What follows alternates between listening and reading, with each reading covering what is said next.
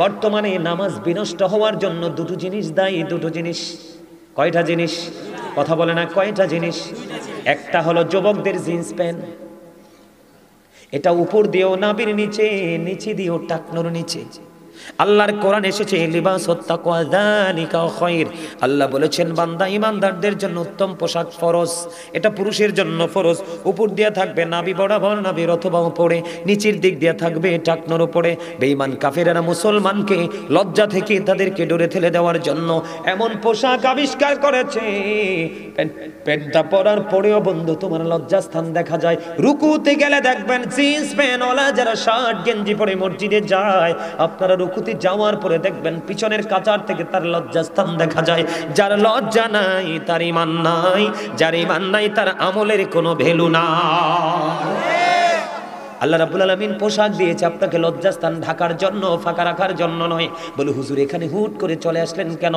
এখানে আসার কারণ হলো বন্ধু আমার দিকে তাকান, আল্লাহর হাবিব মসজিদে অবস্থান করতেছে, হঠাৎ করে একজন এক ব্যক্তিদের দিকে শরম পাছে না, হ্যাঁ কনে ভিজা এই যে কো ভিজা আইতে কিছু দেন, হ্যাঁ যাস কি লেনে আমার কাছে বল, এত সুবহানাল্লাহ কোন ডরে পিছনে যাই বেশি।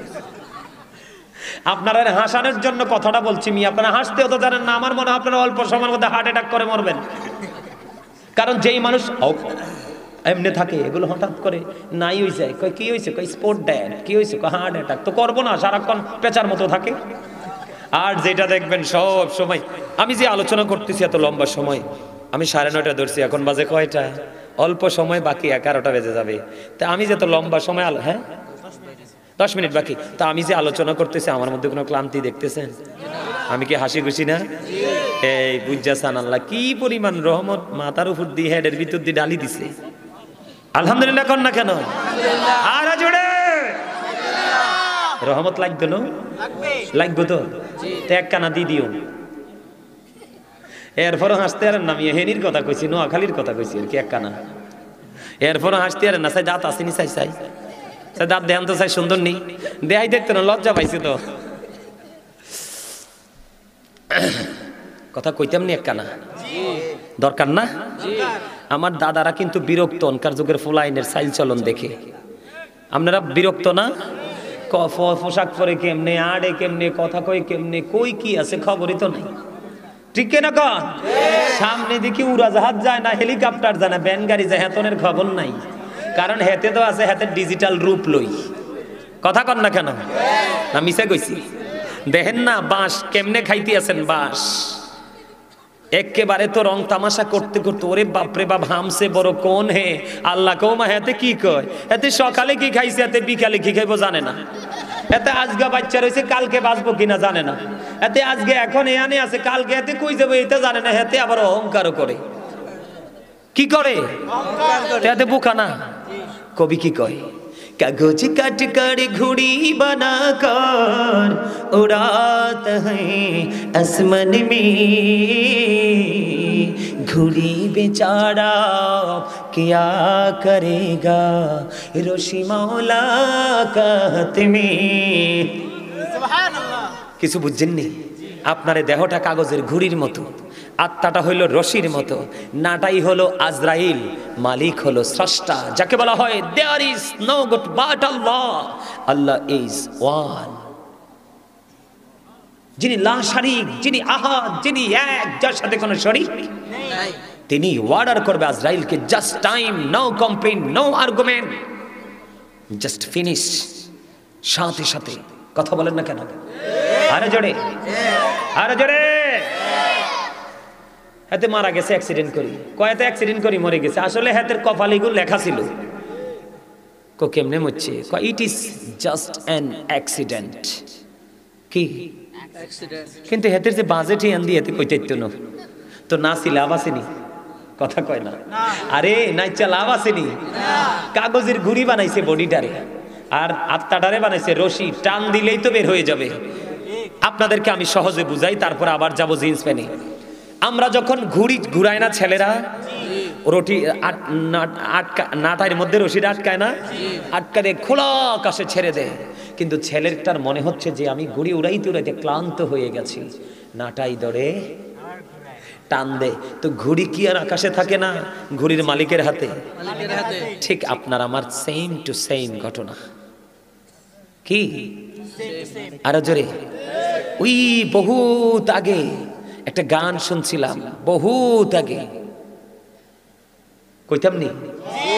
ডাক দিয়াছে দয়াল আমারে, রহিব না আর বেশি দিন তোদের মাঝারে। কথার মানি বুঝছেন? কথা বুঝছেন? মনে রাখবেন, সব কিছুরই শুরু আছে, শেষে হয়ে যায়। অনেক আগে শুনেছি, শ্রাবণে সেই ঝরে ঝরে সেও ফিরে যায়, দুঃখের শেষে শোক এসে দুয়ারে দাঁড়ায়, সব কিছুরই শুরু আছে, শেষে হয়ে যায়। আপনার জীবন দিয়ে শুরু, মরণ দিয়ে শেষ। এর ফাঁকে যদি একটু কষ্ট করে যেতে পারেন তাহলে রেজাল্ট মিলবে। হুজুর সুর দিলেন যদি আপনাদের কাছে পরিচিত সুর, কিন্তু এটা যিনি লিখেছে অত্যন্ত বিচক্ষণ ছিলেন। আমি ছোট থাকতে শুনেছিলাম, আল্লাহ বলেছেন ফা ইন্না মাআল উসরি উসরা।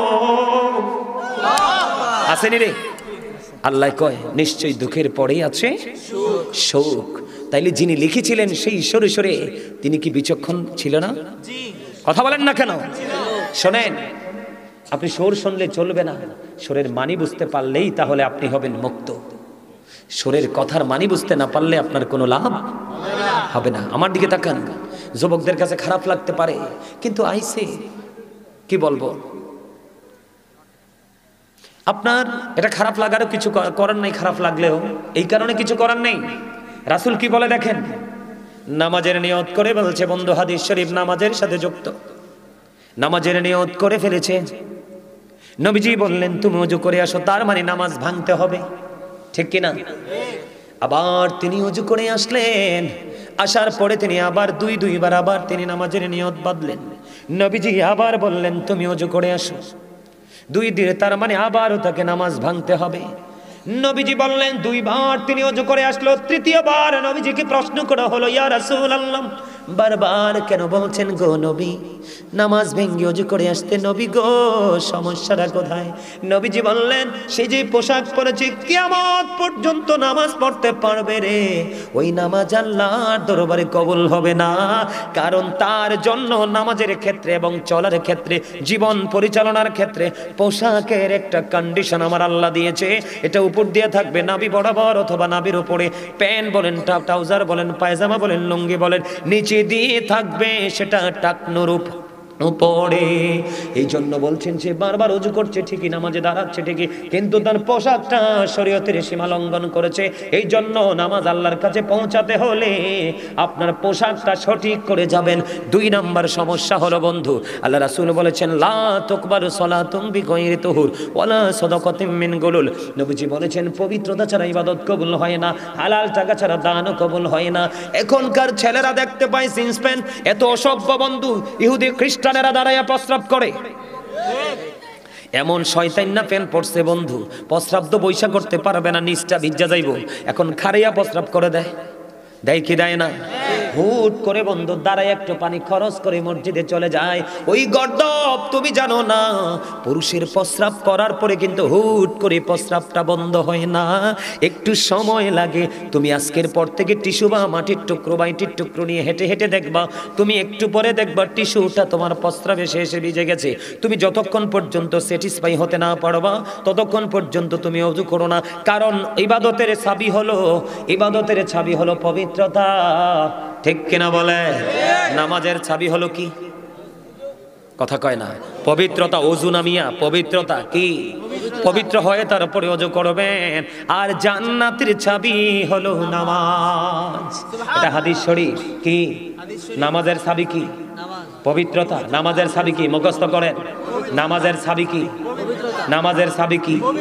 পবিত্রতা। জান্নাতের চাবি কি? আপনি পবিত্র হয়ে নামাজ পড়লে তাহলে এই নামাজ হয়ে যাবে আপনার জান্নাতের চাবি। জোরে জোরে কন্যা সুবহানাল্লাহ, আর জোরে। তাহলে পবিত্র হওয়া লাগবে নি।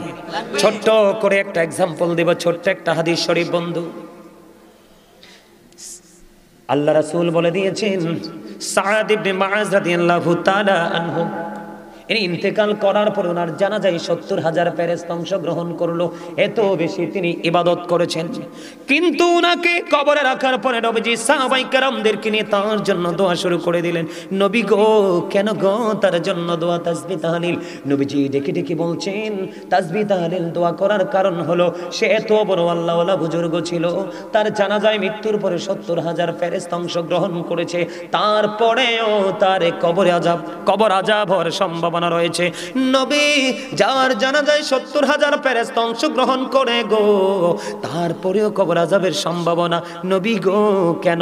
নবীজি বললেন তার কারণ হলো সে প্রস্রাব করার পরে পবিত্র ভালো করে হতো না। নাউজুবিল্লাহ বলেন না কেন?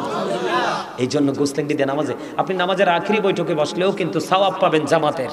কি কথা কয় না? আপনি যদি শেষ রাকাতেও পান তারপরও জামাতের সওয়াব পাবেন, কিন্তু যদি অপবিত্র হয়ে হুটহাট করে প্রস্রাব করে পানি খরচ করে নামাজে যান, পুরাটা পড়লেও লাভ হবে না। কোনটা করবেন? পবিত্র। দরকার আছে নি? আর নামাজে ঢং ঢং করে আপনি লাল জামা পরে যাইয়েন না। একেবারে টকটকে লাল জামা পরা পুরুষের জন্য হারামের অন্তর্ভুক্ত। কি?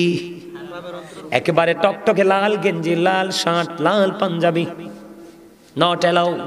হাদিস শরীফের মধ্যে এসেছে আল্লাহ রাসূলকে একজন সালাম দিলেন, সালামের জবাব দিলেন না। আরেকবার সালাম দিলেন, সালামের জবাব দিলেন না। দুইবার সালাম দিলেন, নবীজি সালামের জবাব দেয় না। কেন গো? রহস্য কি? নবীজি দেখতে পেলেন সে একেবারে টকটকে লাল জামা পরেছে। মা বোনেরা সেই লাল জামা পরতে পারবে, কিন্তু পুরুষেরা পরতে পারবে না। বুঝে আসছে? আরে অনেকের কাছে খারাপ লাগছে, আমার ওই স্বাস্থ্য ভাই একটা বইছেতে মাফলার পেঁচাইয়া লাল কিটা কিটা জানি তে কদ্দুর পরে পরে আসে, তে কিটা জানি ভাবে এটা ওই এটা কোন একটা তে এখন টেনশনে পড়ে গেছে। হুজুরে কি পেঁচে ভালাইলো? লালটা আমি বেশি পছন্দ করতাম, হুজুরে কি পেঁচে ভালাইলো, আমি লাল দার হইতে না। যদি আজকের পরেতে পড়ো ফিটা কিন্তু একটাও মাটিতে পড়তো না। এতদিন বাচ্চা যাইছে আল্লাহ জানতাম না, কিন্তু আজকে আইয়া আমি জানাইয়া দিছি। এবার কিন্তু আর কি করা যাবে না, লাল শ্বশুর বাড়িতে আংটি দিলেও পইরো না। হ্যাঁ, বিদেশতে আইয়া গলাতে চেইন দিও না। পুরুষের জন্য 1 তোলা স্বর্ণ পরা যাবে না, এটা পুরোপুরি হারাম। রেশমি কাপড়ও পরা যাবে না। এগুলো আমাদের জেনে রাখা দরকার। এই আমার দিকে তাকান, রাসূলের প্রতি সাহাবীদের কত আদব ছিল। একদিন নবীজি দেখলেন এক সাহাবীর হাতে স্বর্ণের আংটি। আমার দিকে তাকান, আমি এক্সাম্পল স্বরূপ, রাসূল জোরে টান দিলেন, এইভাবে জোরে টান দিলেন, টান দিয়ে তার আংটিটা খুলে তাকে নিক্ষেপ করলেন। পরে আরেকজন আংটিটা কুড়িয়ে দিলেন, দিয়ে বললেন রাসূল তো খুলে ফেলেছে, এখন পরে ফেলো। রাসূল বলেছেন এই আংটি স্বর্ণ পরা যেন আগুন তোমার আঙ্গুলের মধ্যে বা হাতের মধ্যে রাখা সমান, এটা এতটা ভয়ঙ্কর অপরাধ। তখন ওনাকে বললেন রাসূল তো চলে গেছে, তুমি পরে নাও। তখন তিনি বললেন না, যেটা আমার রাসূল নিষেধ করেছে এটা আমি আর কোনোদিন গ্রহণ করব না। এই হলো রাসূলের আদর্শ গ্রহণকারী, তাদের জন্য অধীর আগ্রহে আছে জান্নাত। আর আমরা যারা শুনছি ঠিকই মানছি না, আমাদের জন্য বরাদ্দ আছে কি? জাহান্নাম। আরে জোরে জাহান্নাম। আমাদের মধ্যে সমস্যা আরো আছে। কি আছে? আছে রে। মসজিদে পড়লে আজান সবার আগে যায়, নামাজ শেষে বাইরে এসে সুদের টাকা খায়। ঠিক, নামাজ হইল না রে তোর, নামাজের লইলি না খবর। ঠিক কিনা বলে? নামাজের ভিতরে তোমায় মশায় কামড় দিলে, মশা তুমি আগে মারো রুকু সেজদা ফেলে। নামাজ হইল না রে তোর, নামাজের লইলি না খবর। ঠিক কিনা? আমরা এরকম মুসল্লি না? বলো হুজুর, এটাও যিনি লিখেছেন অত্যন্ত বিচক্ষণতা দিয়ে লিখেছেন, ওনারও বিবেক আছে। বলতে হবে রে, আমার দিকে তাকান বন্ধু, ইমাম বুখারীর নামাজ পড়ার সিস্টেম। ইমাম বুখারী নামাজে দাঁড়িয়ে গেল, ইনি নামাজ পড়তেছেন বন্ধু, নামাজ চলতেছে কন্টিনিউ, চলতে চলতে তো ওনার নামাজ শেষ হয়ে গেল। নামাজ শেষ হওয়ার পর ওনার ছাত্রকে ডাক দিয়ে বলো, বাবু এখানে আসো গো, আমার জুব্বাটা তুমি একটু উঠাও। উঠানোর পরে বললেন চাইয়া দেখো আমার জুব্বার ভিতরে কি আছে। এবার চাইয়া দেখলো বন্ধু, আমরা ভেঙ্গুলো বলি আবার বল্লাও বলি, একটা হলুদ একটা কালো আছে না নাই? হলুদের তুলনায় কালোটা কিন্তু অত্যন্ত ভয়ঙ্কর। ও বন্ধু, ইমাম বুখারীর জুব্বাটা আলগি দিয়ে ওনার ছাত্র ছায়া দেখলো, ওই বিষাক্ত বল্লা বিমরুল পোকা একটা নয় দুইটা নয় বন্ধু 10টা কামড় দিয়েছে। ও বন্ধু, ছাত্র একটা ডাক দিয়ে বলল, হুজুর হুজুর গো, কেমন করে বিষাক্ত পোকার কামড় খেয়ে একটা নয় দুইটা নয় 10টা কামড় দিয়েছে গো আপনাকে, কেমন করে আপনি নামাজ চালিয়ে গেলেন? ইমাম বুখারী একটা ডাক দিয়ে বলল, এদিকে দাও, এদিকে দাও, দিয়ে যাও, এটা আমার কাছে দিয়ে যাও, এই এদিকে দাও, তুমি দাও, তুমি দাও, দাও দাও, এনে দাও, আমার কাছে দাও, হ্যাঁ ঠিক আছে, এই দেখো এটা আমার পকেটে নিলাম, আর পাইতে না, শেষ। এটা কিন্তু দাম আছে, এতে আমার লাল লাইট দিয়েছে, আমি হজাক নি, কত সুন্দর সুন্দর ব্রিটিশ কারিগর, এলাকা কইছে এটা নিলাম, শেষ। এই যে কথাটা বলছি, একটা ফাইন একটা হাসি দিয়েছেন সবাই, ক্লান্তি কম পক্ষে আধা ঘন্টার জন্য আবার চলে গেছে, আমি ফ্রিলি আধা ঘন্টা ওয়াজ করতে পারবো আরো, ঠিক কিনা বলো? মজা লাগে না? এটা হচ্ছে ওয়াজের সিস্টেম। মুসল্লিরা যখন দুর্বল হয়ে যায় তখন হুজুরে কৌশল খুঁজতে হয় কিভাবে গোমটা দৌড়ানো যায়, একটা মজার জায়গা পাইছি, আলহামদুলিল্লাহ। এবার ইমাম বুখারী একটা ডাক দিয়ে বলল, নামাজে আমি যখন কোরআন তেলাওয়াত করছিলাম এত স্বাদ আমি পেয়েছি রে, ওই ভিমরুল পোকার বিষাক্ত কামড় আমার হৃদয় পর্যন্ত পৌঁছাতে পারেনি।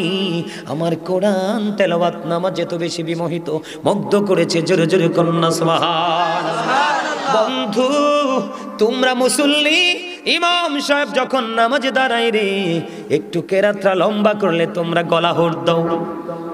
আইসো সবার পরে, ইমাম সাহেব নামাজে খারাইছে, একটু মজা করে তেলাওয়াত করছে, তুমি সেটাও মানতে পারো না। ওই নামাজির জন্য কোনো জান্নাতের চাবি নাই। কথা বলেন না কেন? নামাজ পড়তে হবে কেমন করে, আমি আপনাদেরকে কন্ডিশনটা শিখাই, আমার দিকে তাকান।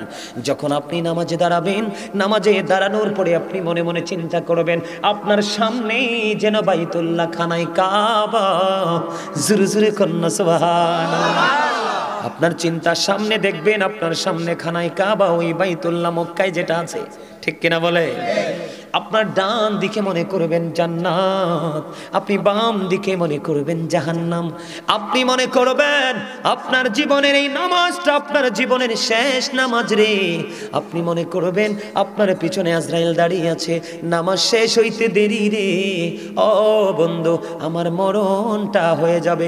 এই চিন্তা যদি করে নামাজে দাঁড়াতে পারেন, এবং আপনি যেই মুসল্লার মধ্যে দাঁড়াবেন, যেই জায়গাটায় দাঁড়াবেন অথবা মসজিদে দাঁড়াবেন, আপনি মনে মনে চিন্তা করবেন আমি যেন ফুলচেরাতের উপর দাঁড়িয়ে আছি, একটু যদি অমনোযোগী হই আমি জাহান্নামে পড়ে যাব।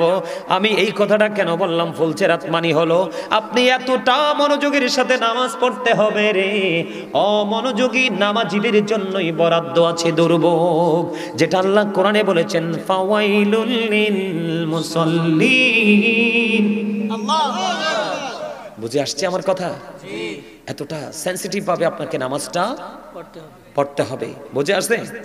এখন তো আমরা ডিজিটাল নামাজি হয়ে গেছি। কি হয়ে গেছি?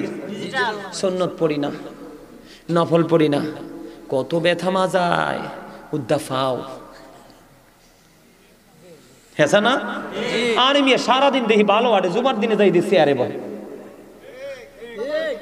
এত তো জানেই না নামাজের যে কত কঠিন শর্ত। তুমি যদি চেয়ারে বসার, যতক্ষণ পর্যন্ত তুমি চেয়ারে বসে নামাজের জায়গায় না যাবা ততক্ষণ পর্যন্ত চেয়ারে বসতে পারবা, কিন্তু নামাজ সহজ মনে করছেন? হ্যাঁ,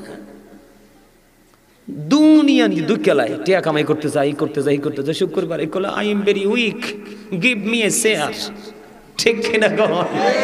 আরো জোরে না ভুল কইছি? কয় আমার একটা চেয়ার দাও না ভাই, আমি বইয়ে নামাজ পড়তে পারতাম না। হুদ্দে শয়তানি কত ওয়াজ করছি যখন খতিব ছিলাম, অন দি সব সিটার বাটফার মসজিদ কমিটিতে।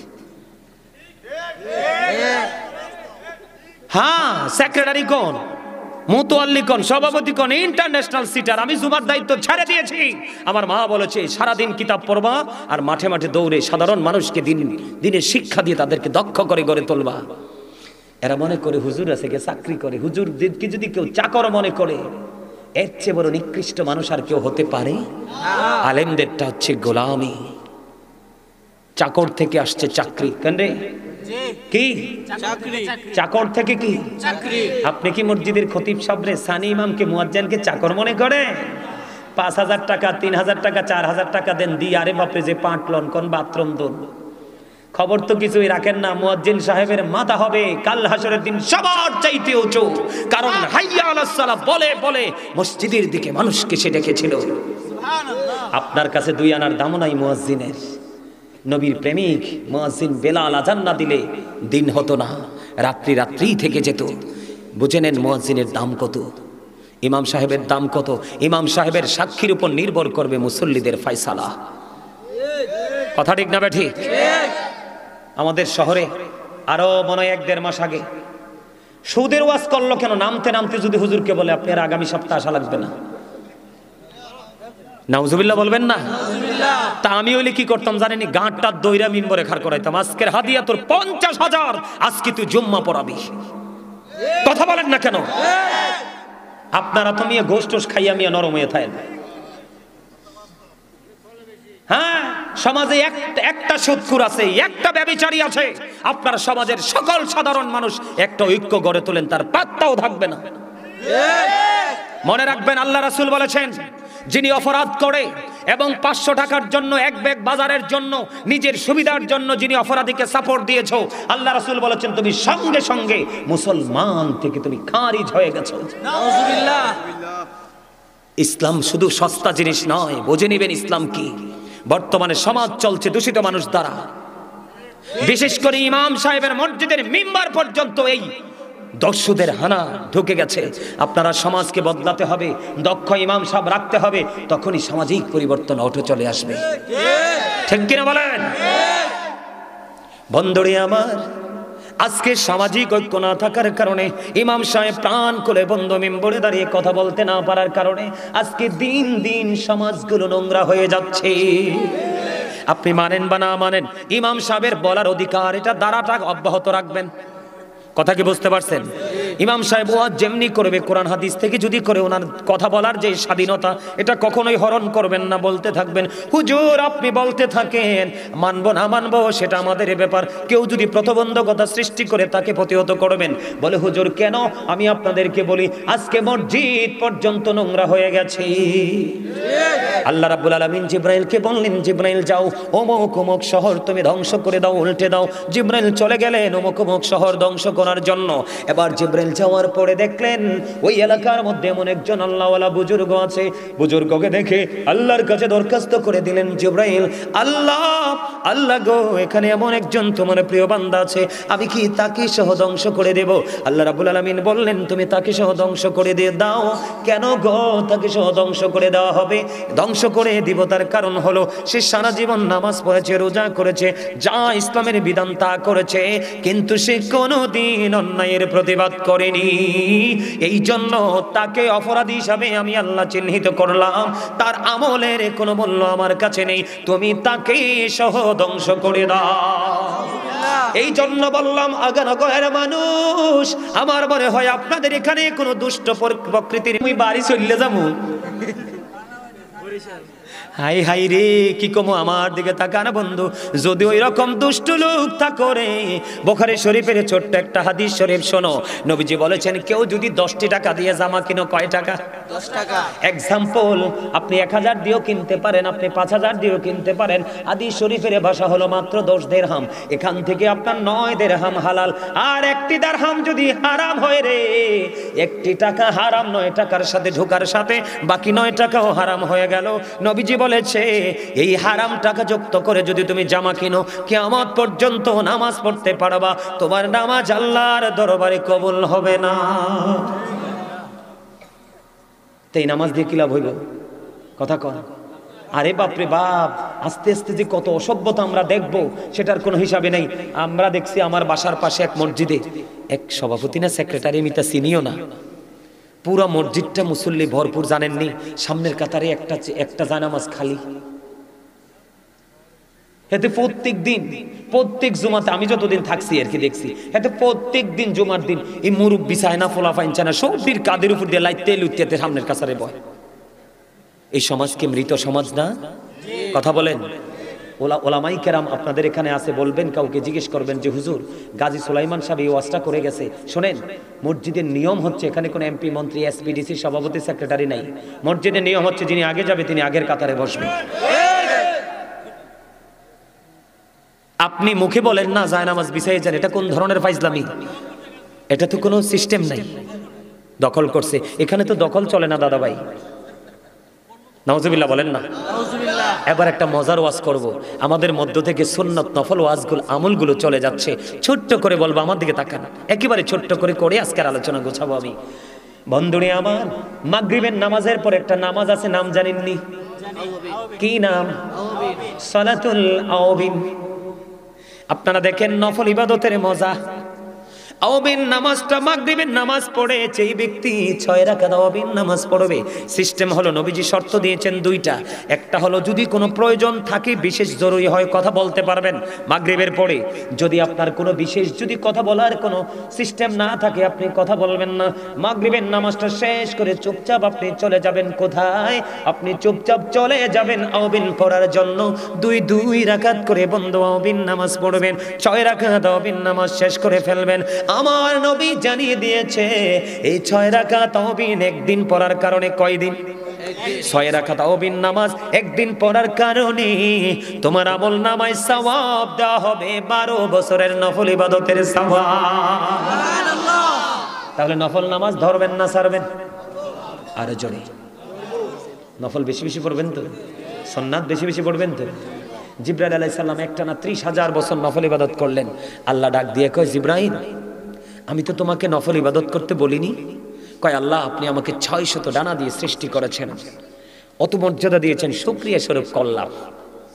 আল্লাহ ডাক দিয়া কয়, জিবরাইল তুমি সাক্ষী থাকো গো, আমার হাবিবের উম্মত গুলো অল্প কিছু সময় যদি নফল ইবাদতের মধ্যে কাটাই রে, আমি আল্লাহ কথা দিলাম তাদেরকে অদ্বিতীয় জান্নাত দিয়ে পুরস্কৃত করব।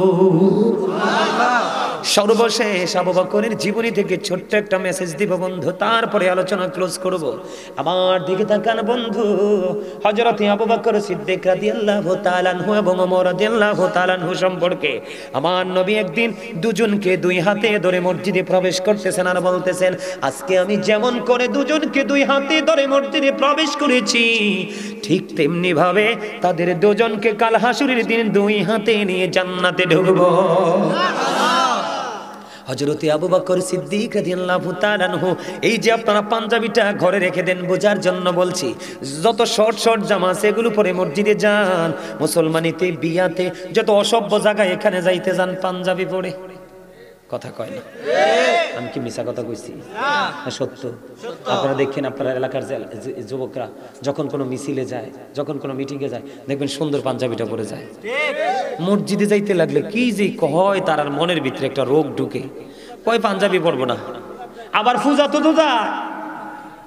হ্যাঁ আমি দেখছি তো, এই দেশে কি এত হিন্দু আসেনি? যত হিন্দু একত্রিত হয় পূজা, ছি ছি ছি ছি, এদেরকে দেখলেই তো আমার গা ভার হয়ে যায়। বলে হুজুর কেন? আল্লাহ কয়, ইন্নাল কাফিরিনা কানু লাকুম আদুওয়াম মুবিনা। আল্লাহ কয়, the heretics are the eternal enemy of the believers. ঈমানদারদের প্রকাশ্য শত্রু বেঈমানেরা। নাউজুবিল্লাহ কন। নাউজুবিল্লাহ। গন্ধ কি? কে কইছে? আল্লাহ। আরো জোরে। আল্লাহ। শুধু এটা নি কইছে? আল্লাহ কয় উইদ্দাত লিল কাফিরিন। আল্লাহ কয় ইউ গো টু হেল। জাহান্নাম তোমাদের জন্য বরাদ্দ, চাইরো কাল জাহান্নামে থাকো। তো কি কোন আপনি? আল্লাহ কোরআনে কি কয়?